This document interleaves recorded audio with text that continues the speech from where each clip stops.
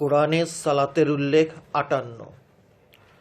কোরআনের ২৪ নম্বর সূরা আন-নূরের ৫৮ নম্বর আয়াতে বলা হয়েছে, হে আমানুগণ, যাহারা তোমাদের ডান হাতের অধিকারভুক্ত এবং তোমাদের মধ্যে যাহারা বালেগ প্রাপ্ত হয় নাই, তাহারা তোমাদের অনুমতির জন্য ৩ সময়ে অপেক্ষা করিবে, ফজরের সালাতের পূর্বে এবং গরমের সময় দুপুরে যখন তোমাদের পোশাক খুলিয়া রাখো, এবং এশার সালাতের পর। এই আয়াতের মর্মার্থ অধম লেখকের জানা নাই, তবে সদরুদ্দিন আহমদ চিশতির রচিত কোরআন দর্শন নামক কোরআন তফসিরে ব্যাখ্যা করা হয়েছে। ইয়া আইয়ুহাল্লাযীনা আমানু লিয়াস্তাযিনকুমুল্লাযীনা মালাকাত আইমানুকুম ওয়াল্লাযীনা লাম ইয়াবলুগুল হুলুমা মিনকুম সালাসা মাররাতিন মিন কাবলি সালাতিল ফজরি ওয়া হিনা তাদউনা সিয়াবাকুম মিনাজ যহিরাত ওয়া মিন বাদি সালাতিল ইশাই। কোরআনের সালাতের উল্লেখ ৫৯। কোরআনের ২৬ নম্বর সূরা শুআরার ২১৭ থেকে ২১৯ নম্বর আয়াতে বলা হয়েছে, এবং নির্ভর করুন আজিজ রূপী, ভাসমান রূপী, পরাক্রমশালী রহিমের উপর, যিনি আপনাকে দাঁড়ানো অবস্থায় দেখেন এবং সেজদাকারীদের মধ্যে আপনার উঠা বসা দেখেন। ওয়া তাওয়াক্কাল আলাল আজিজির রহিম আল্লাযী ইয়ারাকা হিনা তাকুমু ওয়া তাকাল্লাবাকা ফিস সাজিদিনা। কোরআনের সালাতের উল্লেখ ৬০। কোরআনের ২৭ নম্বর সূরা নামলের ৩ নম্বর আয়াতে বলা হয়েছে, যাহারা সালাত কায়েম করে এবং যাকাত আদায় করে এবং যাহারা আখিরাতে বিশ্বাস রাখে। আল্লাযীনা ইউকিমুনাস সালাতা ওয়া ইউতুনাজ যাকাতা ওয়া হুম বিল আখিরাতি হুম ইউকিনুনা। এই আয়াতটির বিষয়ে কিছু কথা লিখতে গেলেই প্রথম ২টি আয়াতে কি বলা হয়েছে উহা চিন্তা করার বিষয়। তাসিন ওইগুলি কোরআনের আয়াত এবং সুস্পষ্ট কিতাব, মুমিনদের জন্য হেদায়েত এবং সুসংবাদ। তিলকা দুটিকে অক্ষর না বলে শব্দই বললাম, এবং ওই শব্দ দুইটি হল কোরআনের আয়াত এবং সুস্পষ্ট কিতাব। কিন্তু এখানে একটি প্রশ্ন দাঁড়ায়, আর সেই প্রশ্নটি হলো, এই দুটি শব্দ যে কোরআনের আয়াত এবং সুস্পষ্ট কিতাব, ইহা কাদের জন্য? ইহা ইনসানের জন্য নয়, তথা মানুষের জন্য নয়। ইহা মুশরিকদের জন্য নয়, ইহা মুনাফিকদের জন্য নয়, ইহা কাফেরদের জন্য নয়, ইহা আলবাবদের জন্য নয়, ইহা আফসারদের জন্য নয়, এবং এমনকি ইমানদারদের জন্যও নয়, তথা আমানুদের জন্যও নয়। কারণ এতগুলো শ্রেণীর মানুষদের পক্ষে তিলকা দুটি শব্দ যে কোরআনের আয়াত, ইহা বোঝা মোটেই সম্ভবপর নয়। তাই সোজাসুজি বলা হয়েছে যে এই তিলকার রহস্যটি একমাত্র মুমিনেরাই বুঝতে পারবেন। সুতরাং এই দুটি শব্দ কেবলমাত্র মুমিনদেরকেই লক্ষ্য করে বলা হয়েছে।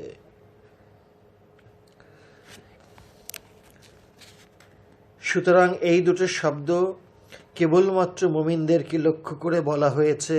সাধারণ মানুষ তো দূরে থাক, বরং আমানুরাও ইহার বিন্দু বিসর্গ বুঝতে পারবে না। এই তিলকা শব্দ দুইটি মুমিনের জন্য সুসংবাদ, কারণ মুমিনেরা এই শব্দ দুইটির অর্থ ও রহস্য ভালোভাবে জানেন বলেই ইহা সুসংবাদ এবং আল্লাহর নৈকট্য লাভের পথে বিরাট একটি মহামূল্যবান পাথেয়। অনেকটা আমাদের দেশীয় ভাষায় যেমন বলা হয়, সবার জন্য জঙ্গলের খড়ি, কিন্তু মুমিনদের জন্য জড়ি। ডাক্তার কবিরাজরা জঙ্গলে ঘুরে ঘুরে যে ঔষধি গাছটি রোগ নিরাময় করে, সেই গাছটি খুঁজে নেন। ডাক্তার কবিরাজের চোখে জড়ি, আর সাধারণ মানুষের চোখে ওই গাছটি হলো জঙ্গলের খড়ি। আল্লাহ কোনো কিছুই নিরর্থক সৃষ্টি করেন নাই। কোরআনের এই শব্দগুলোকে আমরা না বুঝে কোরআনের সাংকেতিক চিহ্ন নামের লেবেল এঁটে দিয়েছি এবং বোঝাতে চেয়েছি যে এইগুলির অর্থ এক আল্লাহই জানেন। যদি কারো না কারো জন্য এই শব্দগুলো রহস্য জানবার গুপ্ত ভাষা না হতো, তাহলে মুমিনদের কথাটি উল্লেখ করা হতো না। যদি কেউ না বুঝতেই পারে, তাহলে এই শব্দগুলোর সার্থকতাটি কোথায় থাকে? আল্লাহ তো এমনিতেই সব জানেন, তাহলে না বুঝতে পেরে আল্লাহর ঘাড়ে চাপিয়ে দিয়ে খালাস হয়ে যাবার কথাটি একদম মানায় না। কোরআনে সালাতের উল্লেখ 61। কোরআনের 29 নম্বর সূরা আনকাবুতের 45 নম্বর আয়াতে বলা হয়েছে, তেলাওয়াত করো যাহা তোমার দিকে আল কেতাব হইতে ওহী হয়, এবং সালাত কায়েম করো। নিশ্চয়ই সালাত অশ্লীলতা ও অবিশ্বাস নিবারণ করে, এবং নিশ্চয়ই আল্লাহর জিকির আকবর শ্রেষ্ঠ। আল্লাহ জানেন তোমরা যাহা বানাইতেছ।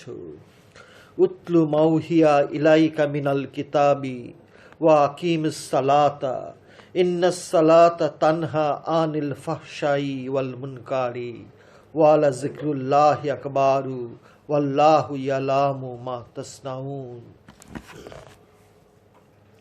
নিশ্চয়ই সালাত তথা নামাজ অশ্লীলতা নামক মন্দ বিষয়গুলো এবং ছোট ছোট অবিশ্বাসগুলো দূর করে দেয়। এই দুটো বিষয় হতে মুক্ত রাখে বলে নিশ্চয়ই শব্দটি সালাতের আগে ব্যবহার করা হয়েছে। এই বিষয়টি ইতিবাচক এবং নেতিবাচক তথা পজিটিভ এবং নেগেটিভ দুরকমভাবেই চিন্তা করা যায়। তবে ইতিবাচক দিকটি হলো, যারা অশ্লীল এবং মন্দ কাজে অভ্যস্ত হয়ে পড়ে, তাদের এই সালাত ধীরে ধীরে অশ্লীল ও মন্দ হতে মুক্ত করে দেয়। আমরা হযরত আনাসের বর্ণনাতে পাই যে মহানবীর সঙ্গে এক মহাপাপী নামাজ আদায় করত। এই মহাপাপীর পাপের বিষয়গুলো মহানবীকে জানাবার পর মহানবী বললেন যে এই নামাজই তাকে সমস্ত রকম পাপ কাজ হতে একদিন বিরত রাখবে, এবং বাস্তবে তাই হয়েছিল। হযরত হাসানও বলেছেন যে নামাজ নামাজিকে তার পাপসমূহ হতে বিরত রাখে না, সেই নামাজ নামাজই নয়। তার ওই নামাজ পড়া আর না পড়া একই কথা, কারণ নামাজ যেখানে মন্দ কাজ হতে অবশ্যই বিরত রাখে বলে ঘোষণা করা হয়েছে, সেখানে মন্দ কাজ হতে যদি বিরত না হতে পারে, তো সোজা কথায় সেই নামাজ সম্পূর্ণ নিষ্ফল তথা বেকার। কচু কাটতে কাটতে যেমন ডাকাত হয়, তেমনি নামাজ পড়তে পড়তে আল্লাহর ওলিও হয়। প্রথমটি নেগেটিভ তথা নেতিবাচক, পরেরটি পজিটিভ তথা ইতিবাচক। বাস্তব জীবনে মানুষের উপর উভয় প্রকার কর্মফল দেখতে পাই। কোরআনে সালাতের উল্লেখ 62।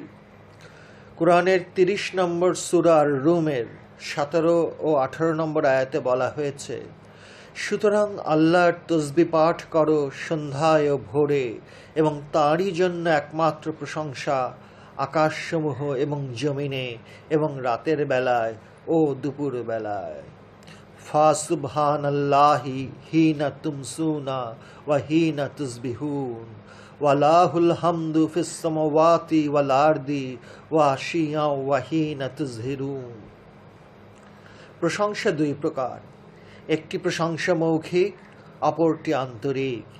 একটি মেজাজি প্রশংসা, অপরটি হাকিকি প্রশংসা। দুটোরই প্রয়োজন আছে। মুখের প্রশংসাটির মূল্য কতটুকু তা আল্লাহই নির্ধারণ করবেন, এবং আন্তরিক প্রশংসা তথা হাকিকি প্রশংসা তখনই একজন সাধক করতে পারেন যখন আপন নফসের সঙ্গে পরীক্ষা করার জন্য যে খান্নাসরূপী শয়তানটিকে দেওয়া হয়েছে উহাকে তাড়িয়ে দেওয়া হয়। এখানে একটি মজার কথা না বলে পারলাম না, আর তা হলো সমগ্র কোরআনে খান্নাস শব্দটি মাত্র একবার ব্যবহার করা হয়েছে। খুবই গুরুত্বপূর্ণ বিষয়, অথচ মাত্র একবার কেন বলা হলো জানি না। অনুরূপভাবে আরও দুইটি শব্দ যাহা খুবই গুরুত্বপূর্ণ, উহাও সমগ্র কোরআনে মাত্র একবার ব্যবহার করা হয়েছে। একটি কাউসার, অপরটি হলো আহাদ। আমি হতে যখন সাধক খান্নাসটিকে বাহির করে দেয়, তথা মুসলমান বানায়, তথা সম্পূর্ণ বশীভূত করে ফেলে, তখনই সাধক দেখতে পায় যে একমাত্র প্রশংসাটি তো আল্লাহর জন্যই। আকাশসমূহ এবং জমিন তথা সমগ্র সৃষ্টি রাজ্য তাঁরই গুণগান গাইছে, তথা তাঁরই অনুগত, তাঁরই মুখাপেক্ষী, তাঁরই আয়ত্তাধীন এবং তৌহিদে বাস করছে। এখানে আরেকটু বলে নেওয়া ভালো যে আকাশসমূহ বলতে মনোজগৎকেও বোঝানো হয়েছে এবং আর্দ বলতে পৃথিবী, জমিন, মাটি ও দেহটিকেও বোঝানো হয়েছে। আরবি ভাষাটি দুঃখ নিয়ে বলছে যে একটি অত্যন্ত গরীব ভাষা। একই ওহি যাকে বাংলায় প্রত্যাদেশ বলা হয়, উহা যেমন নবী রাসূলের কাছে ওহি হয়, তেমনি হজরত মুসা ও হজরত ঈসার মায়েদের কাছেও ওহি হয়। এবং সূরা নাহলের ৬৮ নম্বর আয়াতে আমরা দেখতে পাই মৌমাছির কাছেও নাজেল হয়। শব্দটির বানান, জের, জবর একই, কিন্তু প্রকারভেদ ৩ রকম হচ্ছে। মৌমাছির কাছে ওহি নাজেল হয় বলে কখনোই মৌমাছির পরে আলাইহিসসালাতুসসালাম ব্যবহারের প্রশ্নই ওঠে না, কারণ মৌমাছি কেবল নফস তথা জীবাত্মার অধিকারী, কিন্তু রূহ তথা পরমাত্মার প্রশ্নটিই ওঠে না। রূহ তথা পরমাত্মাটি সমগ্র সৃষ্টি রাজ্যে একমাত্র জিন এবং মানুষকে দেওয়া হয়েছে। তাই মানুষ সৃষ্টির শ্রেষ্ঠ জীব তথা আশরাফুল মাখলুকাত। এই আয়াত দুটোতে আর একটি কথা বলা হয়েছে, আর সেই কথাটি হলো একমাত্র প্রশংসা। একমাত্র প্রশংসা বলতে কি বোঝায়? অন্য কোনো কিছুর অস্তিত্ব এবং অবস্থান থাকলে প্রশংসার দাবি করতে পারে। একটি অণুর পরিমাণ ধূলিকণাও যদি আল্লাহ হতে আলাদা থাকতো, তাহলে বিজ্ঞানীরা ওই ধূলিকণাটির প্রশংসা এনসাইক্লোপিডিয়া ব্রিটানিকার চেয়েও বড় করে লিখতে পারত। যেহেতু আল্লাহর সিফাত তথা গুণাবলী ছাড়া সৃষ্টি জগতে আর কিছুই নাই, সেই হেতু প্রশংসাটিও হয়ে যায় একমাত্র তথা আল। কেউ থাকলে তো প্রশংসাটি করা যায়, এবং সেই প্রশংসাটি যত ক্ষুদ্রই হোক, কিন্তু আল্লাহর অস্তিত্ব ছাড়া সৃষ্ট জগতে আর কেহই নাই। সুতরাং একমাত্র প্রশংসাটি তো একমাত্র আল্লাহ রাব্বুল আলামিনের, একমাত্র প্রশংসাটি তো আল্লাহ জাল্লা শানাহুর। তাই সাধক মনে প্রাণে দেখতে পান যে একমাত্র প্রশংসাটি আল্লাহরই, কারণ সাধক ধ্যান সাধনা, মোরাকাবা মুশাহেদার মাধ্যমে তথা দায়েমি সালাতের মাধ্যমে তথা অবিরাম সংযোগের মাধ্যমে তথা নিত্য যোগাযোগের মাধ্যমে খান্নাসকে তাড়িয়ে দিতে পেরেছেন। ইহাকেই বলা হয় হাকিকি প্রশংসা। এই হাকিকি প্রশংসাটি আল্লাহর সাধক ছাড়া অন্যের পক্ষে করা সম্ভব নয়। যাহা সম্ভব উহা মেজাজি প্রশংসা, উহা খান্নাসকে সঙ্গে নিয়ে মৌখিক প্রশংসা। কোরআনের সালাতের উল্লেখ ৬৩। কোরআনের ৩০ নম্বর সূরা আর রুমের ৩১ নম্বর আয়াতে বলা হয়েছে, পবিত্র মনে প্রাণে এবং তাকওয়ার সহিত কায়েম করো সালাত এবং শিরককারীদের দলভুক্ত হইও না। মুনিবিনা ইলাইহি ওয়াত্তাকুহু ওয়া আকিমুস সালাতা ওয়া লা তাকুনু মিনাল মুশরিকিন। এই আয়াতটিতে পবিত্র মনে প্রাণে তথা বিশুদ্ধ চিত্তে এবং তাকওয়ার সহিত সালাত কায়েম করার কথাটি বলা হয়েছে। পবিত্র চিত্তটি তথা পবিত্র নফসটি তখনই পবিত্র হয় যখন নফসের সাথে মিশে থাকা খান্নাসটি আর থাকে না। অনেকটা দুধে মাখনে মিশে থাকার মতো খান্নাসের অবস্থান। দুধ দেখলে যেরকম দুধের সঙ্গে মাখন আছে তা বোঝা যায় না, সেই রকমভাবে আপন নফসের সঙ্গে খান্নাসের অবস্থানটিও বোঝা যায় না। দুধের উপর চরখার প্রচণ্ড টানাটানিতে মাখন যখন ভেসে ওঠে, তখন অবাক হয়ে যায়। বুঝতে পারি দুধের ভিতরে মাখনটি যে লুকিয়েছিল, উহা চরখার অবিরাম টানাটানির পরই ভেসে ওঠে, তথা মাখনটি যে দুধের সঙ্গেই মিশেছিল উহা ধরা পড়ে যায়। আল্লাহর সাধকেরা যখন দায়মি সালাতের মাধ্যমে তথা ধ্যান সাধনার মাধ্যমে তথা মোরাকাবা মুশাহেদার মাধ্যমে খান্নাসটিকে বাহির করে ফেলে দুধের ভেতর হতে মাখন বাহির করার মতো, তখনই সাধকের চিত্তটি হয় বিশুদ্ধ, পূত, পবিত্র। এই দায়মি সালাতে মশগুল থাকাটাকেই বলা হয় তাকওয়া তথা তদ্গত হয়ে থাকা। খান্নাস যতদিন নফসের সঙ্গে অবস্থান করে ততদিন বিশুদ্ধ চিত্তটি অর্জন করা যায় না। তাই আয়াতটির শেষে বলা হয়েছে যে মুশরিকদের তথা শিরককারীদের দলে অবস্থান করো না। আমি এবং খান্নাস দুজনে থাকলেই হয় শিরক। সুতরাং খান্নাসকে সঙ্গে রেখে দায়মি সালাত তথা হাকিকি সালাতটিকে কায়েম করা যায় না। দুয়ের অবস্থানকেই বলা হয় শিরক। তৌহিদে দুই থাকে না এবং দুই থাকার বিধান নাই। হোমিওপ্যাথিক ঔষধের নবম শক্তিতে মূল ঔষধের কোনো অস্তিত্বই খুঁজে পাওয়া যায় না। তাহলে 200 শক্তিতে মূল ঔষধের আশা করাটা বৃথা এবং 10,000 শক্তিতে আরও বৃথা। ভালো করে লক্ষ্য করে দেখুন, মূল ঔষধের যেখানে নবম শক্তিতে অস্তিত্বই থাকে না, সেইখানে 10,000 শক্তিতে থাকার প্রশ্নই ওঠে না। মূল ঔষধটি 10,000 শক্তিতে নাই সত্য, কিন্তু ভয়ঙ্কর শক্তিটি অবস্থান করছে। ঔষধের অস্তিত্ব নাই, কিন্তু শক্তির ভয়ঙ্করতা আছে। কি সূক্ষ্ম চিন্তার বিষয়! জ্ঞানীদের জন্য এই উপমাটি কাজে লাগতে পারে।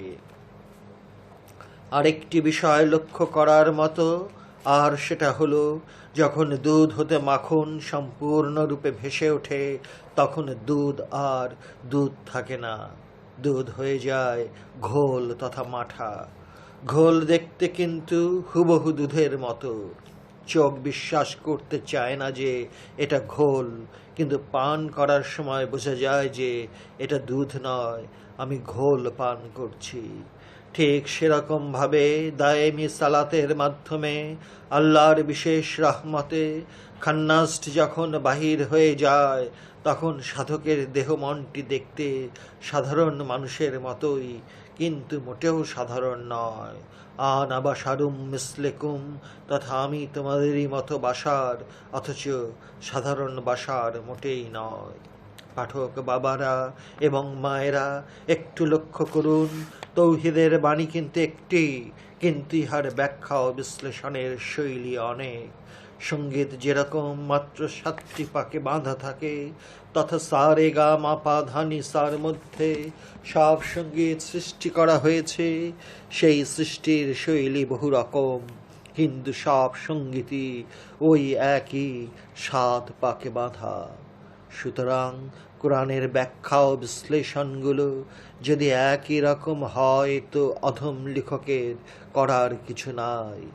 একই সঙ্গীতে যেমন বহু রাগ রাগিনীর ঢং ও শৈলীর ঝঙ্কার দেখতে পাই, যেমন রাগে ভৈরবী, রাগে বেহাগ, রাগে ইমন, রাগে কাফি, রাগে মালকোষ, রাগে বাহার, রাগে কেদারা, রাগে ঠুমরি, রাগে ঝিনঝুটি, রাগে হংসধ্বনি, রাগে কিরবানি, রাগে মধুবসন্তী, রাগে কানাড়া, রাগে দরবারি, রাগে বাগেশ্রী, রাগে সাহানা, রাগে ভীম, রাগে মেঘমল্লার, রাগে সুরদাসী, রাগে মিয়াকি মল্লার, রাগে জয়ন্তী, রাগে হিন্দোল, রাগে দীপক, রাগে হিন্দোল বাহার, রাগে খম্বাজ বাহার, রাগে পরজ, রাগে পাহাড়ি, রাগে খট, রাগে রশিয়া, রাগে মালিগৌড়া, রাগে সাজগিরি, রাগে বরাটি,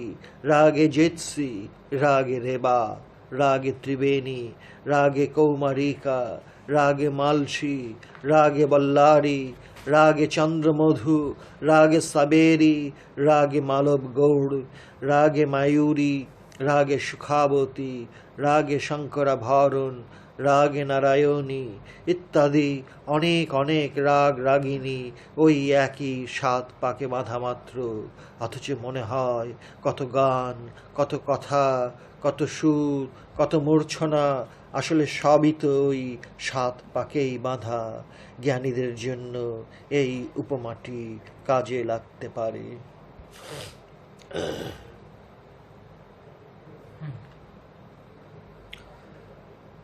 কোরআনে সালাতের উল্লেখ 64।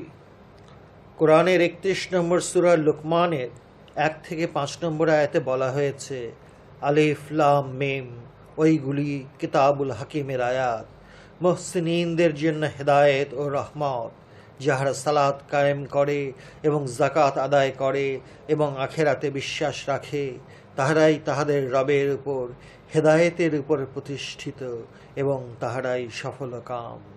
আলিফ লাম মিম তিলকা আয়াতুল কিতাবুল হাকিম হুদাও ওয়া রাহমাতাল লিল মুহসিনিন আল্লাযীনা ইউকিমুনাস সালাতা ওয়া ইউতুনাজ যাকাতা ওয়া হুম বিল আখিরাতি হুম ইউকিনুন উলাইকা আলা হুদাম মির রাব্বিহিম ওয়া উলাইকা হুমুল মুফলিহুন।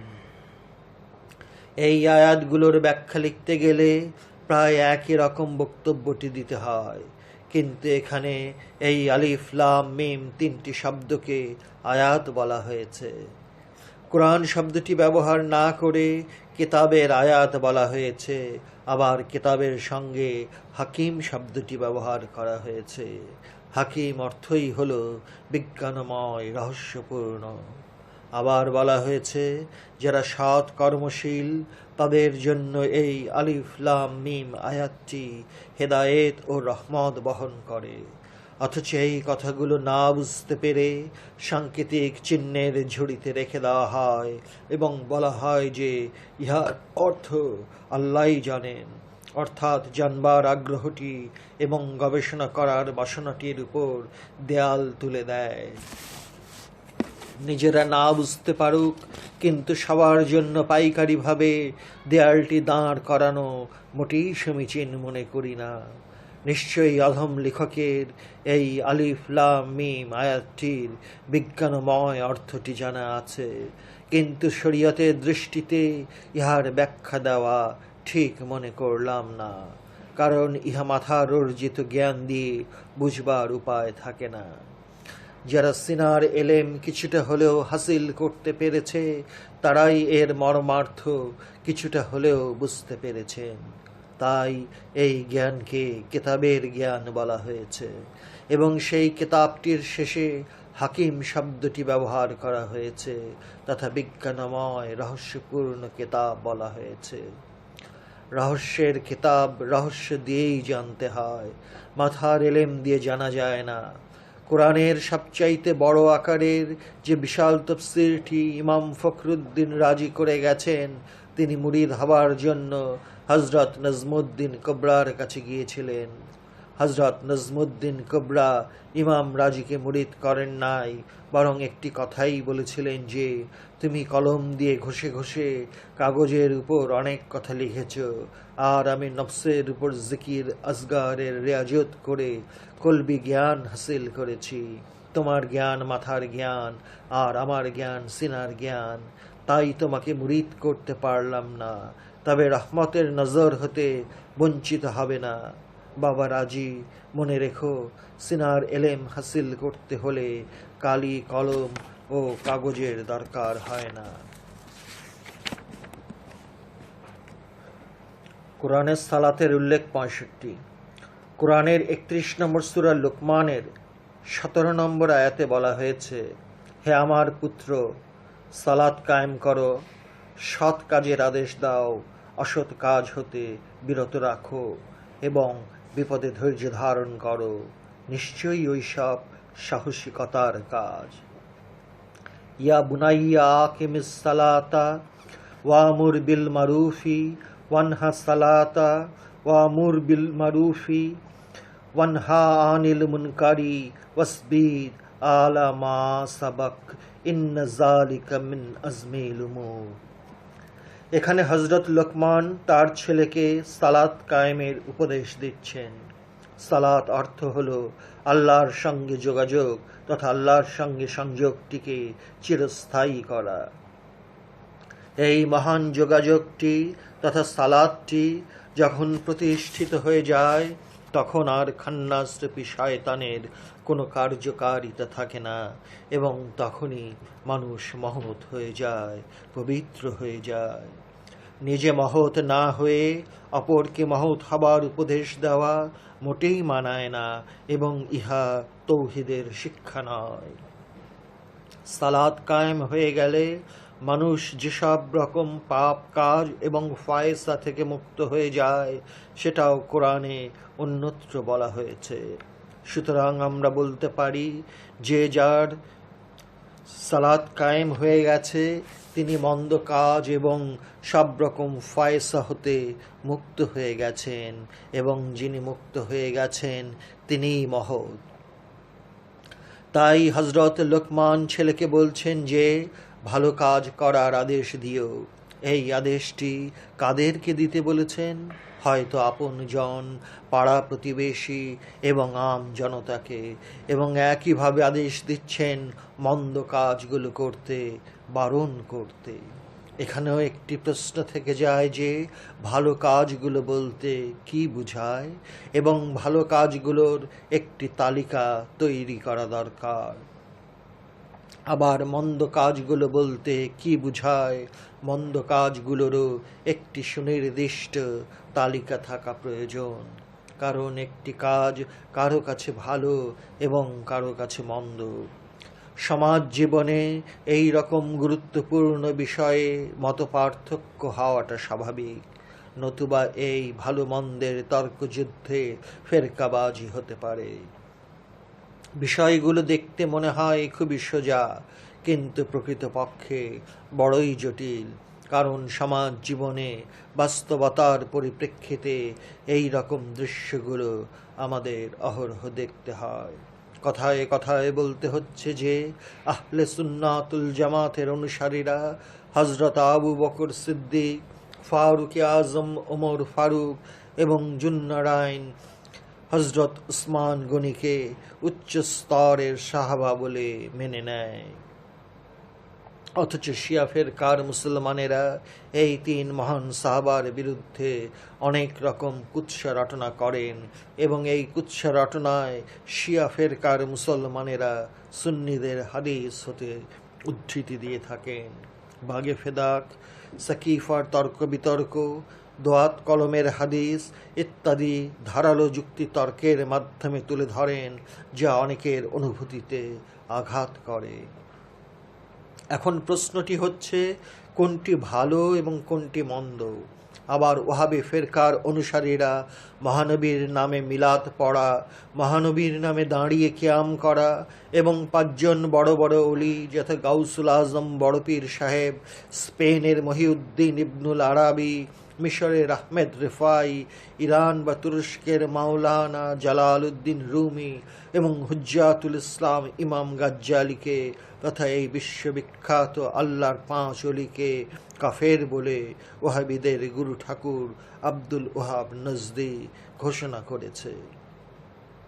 এবং শুধু ঘোষণাই করেনি, বরং বলেছে যারা এদের কথা মতো চলবে বা চলে তাদেরকে কতল করা বা খুন করা ওয়াজিব।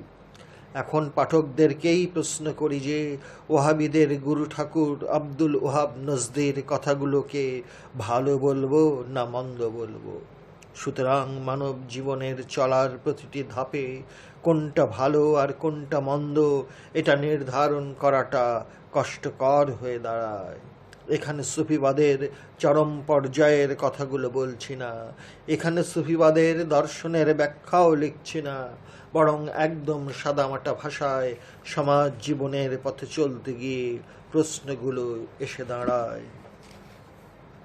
এখানে আমরা ইমামুল আউলিয়া হজরত বায়েজিদ বোস্তামির সুফি দর্শনের অতি উচ্চ স্তরের কথাগুলো, যেমন বায়েজিদ বলেছেন মান আরাফাল্লাহা কাল্লা লিসানাহু, যে ব্যক্তি আল্লাহর পরিচয় লাভ করেন তথা মারেফতের সাগরে অবগাহন করেন, অবশ্যই সেই ব্যক্তিটি নির্বাক হয়ে যান তথা হতভম্ব হয়ে পড়েন।